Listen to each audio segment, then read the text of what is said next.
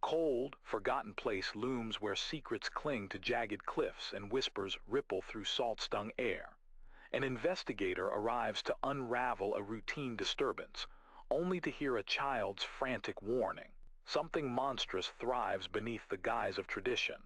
But the tight-knit community wears empty smiles, their rituals steeped in eerie devotion to the unforgiving sea. As shadows deepen and drums pulse through the mist, a horrifying truth surfaces. Some hungers refuse to stay buried.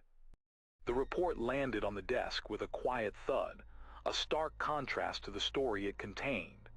It detailed a disturbance, a fracturing of peace on a distant stretch of land barely touched by the wider world.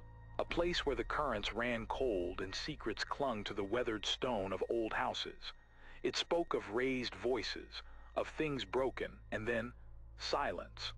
A chilling detail followed, a whisper from a child about an unthinkable horror parents with a hunger that defied nature. The desk's owner barely registered a glance from the man overseeing the station as he inquired about the assignment. These people of that remote land, it was often said, preferred to handle their own affairs. Shore interference was rarely welcomed. Yet with duty calling and no other available hands, he found himself preparing for a journey, reluctantly accepting the weight of this unusual case. A regulation firearm, insisted upon by his superior, was secured, a concession to the inherent distrust the shore residents held toward outsiders and their ways. He boarded the ferry, leaving the familiar behind. A dense, cold mist draped itself over the water, obscuring the horizon. The vessel sliced through the gray, churning expanse, and slowly, that remote land materialized from the fog, a dark, jagged silhouette of rock and ancient pines. Whitewashed buildings, stubbornly clinging to the cliffs, hinted at a hidden small community. The only other passenger, an elderly woman cloaked in wool, remained motionless, her gaze fixed on something unseen. The moment his feet touched the dock, a change descended. Dock workers, occupied moments before with mending their nets, stilled their hands and turned their eyes. Silent observation followed him as he walked toward the small community, past houses scrubbed clean by the relentless salt air and gardens struggling against the constant wind. Curtains twitched in darkened windows and faces appeared, then vanished as he passed. At the far end of the lane, the house stood apart, its garden a scattering of broken clay.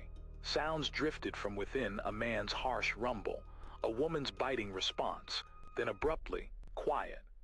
The door was opened by a man, powerfully built with hands roughened by years of labor, his knuckles darkened with what looked like ingrained earth. A woman stood behind him, her hair a vibrant, untamed red, bound tightly against her head. A boy, small and pale, watched from the upper landing, his gaze unnervingly steady. The detective explained his presence, speaking of the reported disturbance. The couple dismissed it swiftly, describing it as a private disagreement, a family matter. The man spoke of tradition, his wife of the need for change. The air between them crackled with tension, unspoken accusations, yet neither admitted to any physical harm. The boy remained silent, his eyes unwavering, holding secrets within their depths. As the detective turned to leave, the boy seized his coat, his grip surprisingly strong. A frantic whisper escaped his lips, a desperate plea. The argument hadn't been about the things the detective believed. It was about people, shore folk, because they ate them. Dismissing it as a child's fear, a misconstrued understanding of adult conflicts, the detective tried to reassure himself. Yet, the sheer terror in the boy's eyes lingered. Outside, an older man, seated on a bench whittling wood, called out.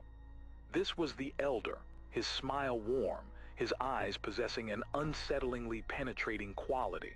He spoke of the harvest festival, a celebration of the water's generosity, a rare opportunity for an outsider to witness their customs. Despite a growing unease, the detective agreed to stay, drawn in by a morbid curiosity. The following day, that remote land appeared welcoming, and faces were friendly as he walked amongst them. A fisherman shared stories of fierce storms and unusual catches. A weaver demonstrated her craft, creating tapestries filled with figures that seemed to rise from the depths, their limbs contorted in unnatural angles. Dinner at the local inn brought a rich, unfamiliar stew, the source of its ingredients disturbingly vague. That night, the pulse of drums echoed through the community square, a slow, primal rhythm that resonated deep within the chest. Dawn arrived with a chilling discovery. Walking along the shore, he stumbled upon a hidden bay littered with driftwood and bones. These were not the remains of animals. A human finger, adorned with a rusted wedding band, a jawbone with a meticulously filled tooth, the grim remnants of a forgotten feast. The boy's words echoed in his mind, undeniable and horrifying. A rising panic seized him.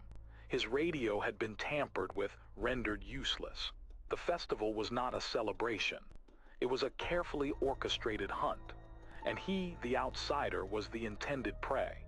He ran, barely evading the pursuing shore residents, plunging into the icy water and swimming until a passing trawler rescued him.